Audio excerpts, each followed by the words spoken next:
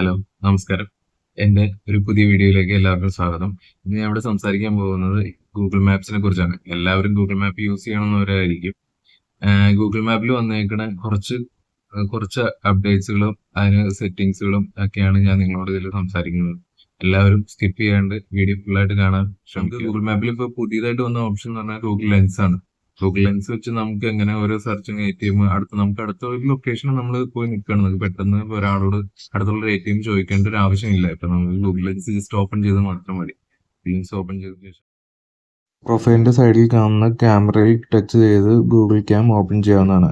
അതിൽ നമുക്ക് ആവശ്യമുണ്ട് എന്താണോ അത് നമുക്ക് അടിയിൽ സെർച്ച് ചെയ്യുന്നു. ഞാൻ അറ്റ്ലീസ്റ്റ് ഇവിടെ SBIയുടെ ATM സെർച്ച് ചെയ്ത് അതിലേക്ക് കൂടെ സ്റ്റാർട്ട് ലൊക്കേഷൻ സെർച്ച് ചെയ്തു. അങ്ങോട്ടുള്ളത് ലൊക്കേഷൻ നമുക്ക് ക്യാമറയിൽ തന്നെ കാണാവുന്നതാണ്. രണ്ടാമത്തേതായിട്ട് ഞാൻ പറയാൻ പോകുന്നത് നമ്മളിപ്പോ ഏതെങ്കിലും ലൊക്കേഷനിലേക്ക് യാത്ര പോവാണ്. ഇപ്പൊ അറ്റ്ലീസ്റ്റ് നമ്മൾ തൃശ്ശൂരിലേക്കുള്ള യാത്ര പോവാണെന്ന് വിചാരിച്ചു. നമുക്ക് ആ പോകുന്ന റൂട്ടിലുള്ള സ്റ്റോപ്പുകൾ ആഡ് ചെയ്തെടുക്കാൻ പറ്റും. ഇപ്പൊ നമുക്ക് വേറെ എവിടെയെങ്കിലും അങ്കമാലിലൊക്കെ നേരത്തെ ഉള്ളതാണ് നമ്മൾ ആഡ് സ്റ്റോപ്പിൽ അങ്കമാലി അങ്ങനെയുള്ള സ്ഥലങ്ങളൊക്കെ നമുക്ക് സെപ്പറേറ്റ് ആഡ് ചെയ്യാം.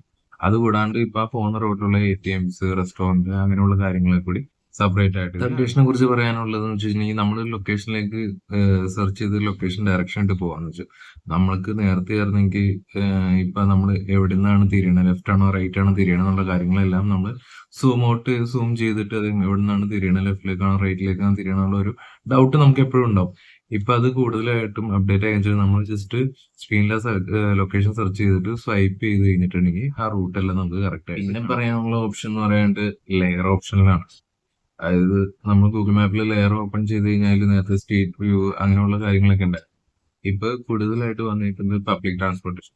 നമ്മുടെ ലൊക്കേഷൻ സെർച്ച് ചെയ്തിട്ട് ഞാൻ ലൊക്കേഷൻ സെർച്ച് ചെയ്തിട്ട് കഴിഞ്ഞിട്ടുണ്ടെങ്കിൽ ഈ അടുത്തുള്ള പബ്ലിക് ട്രാൻസ്പോർട്ടേഷൻ ഈ റൂട്ടിൽ ഇപ്പോൾ അടുത്തുള്ള റൂട്ടിലുള്ള ഏതൊക്കെ റൂട്ടിലാണ് പബ്ലിക് ട്രാൻസ്പോർട്ടേഷൻ ഉള്ളതെന്ന് നോക്കാം. പിന്നെ ഉള്ള ഓപ്ഷൻ എന്ന് പറയാനായിട്ടുള്ളത് നമ്മൾ ഏതൊക്കെ ഈ റൂട്ടിലൊക്കെ ഏതൊക്കെ റൂട്ടിലാണ് ട്രാഫിക് ഉള്ളതെന്നുള്ളത് അതിൽ നമുക്ക് കാണാം. ഉള്ളത് 3D ആൻഡ് ബൈസൈക്ലിംഗ് ഓപ്ഷൻ ആണ്. നമുക്കിപ്പോൾ ആക്റ്റീവ് ആയിട്ടില്ല. ഫ്യൂച്ചറിൽ ഇപ്പൊ അടുത്ത വർഷമൊക്കെ ഈ വർഷം തന്നെ അത് ആക്റ്റീവ് ആവുന്നുള്ളത് സ്ട്രീറ്റ് വ്യൂ ആണ്. സ്ട്രീറ്റ് വ്യൂ നമ്മളെല്ലാവരും കണ്ടിട്ടുണ്ടാവും. ജസ്റ്റ് നമുക്ക് സ്ട്രീറ്റ് വ്യൂ എങ്ങനെയാന്നുള്ളത് നമുക്ക് നോക്കാം.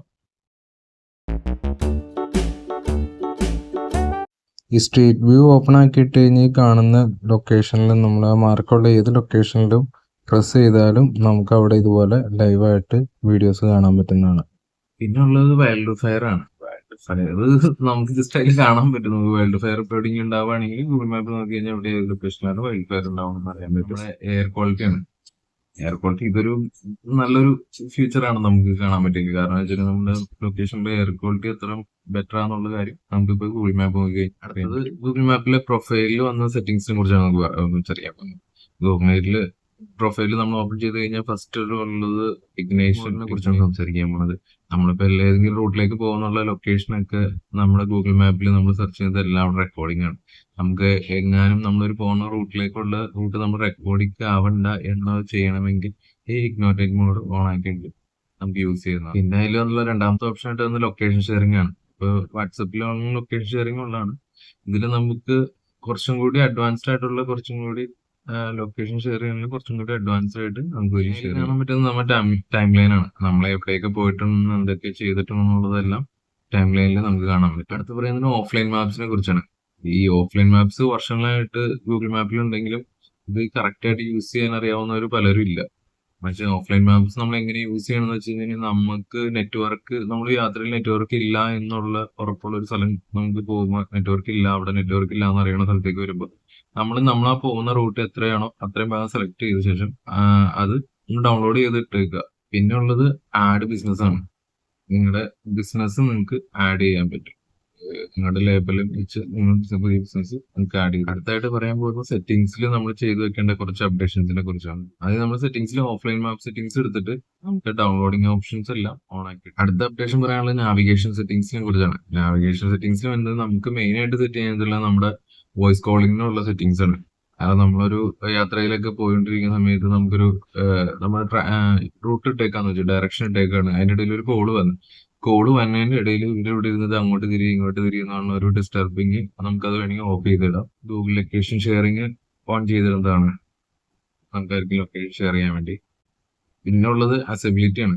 അത് വീൽ ചെയർ ഒക്കെ യൂസ് ചെയ്യണവർക്കാണ് അത് മെയിൻ ആയിട്ട് യൂസ് ചെയ്യണത്. കാരണം നമ്മളൊരു എവിടെയെങ്കിലും ലൊക്കേഷനിലൊക്കെ ചെന്നിറങ്ങാൻ വീൽ ചെയർ യൂസ് ചെയ്യുന്നവർക്ക് അവർക്കായിട്ടുള്ള കാര്യങ്ങൾ പെട്ടെന്ന് എടുത്ത് കാണിക്കുന്നത് നിങ്ങളുടെ വെഹിക്കിൾ സെലക്ട് ചെയ്യാനാണ്. അതിലൊരു ഓപ്ഷൻ എടുത്ത് കഴിഞ്ഞ് കഴിഞ്ഞിട്ടുണ്ടെങ്കിൽ നമ്മുടെ ഏത് വെഹിക്കിൾ ആണോ നമ്മൾ യൂസ് ചെയ്യണത് അത് നമുക്ക് സെലക്ട് ചെയ്യാനുള്ളത് ഡിസ്റ്റൻസ് യൂണിറ്റ് ആണ്.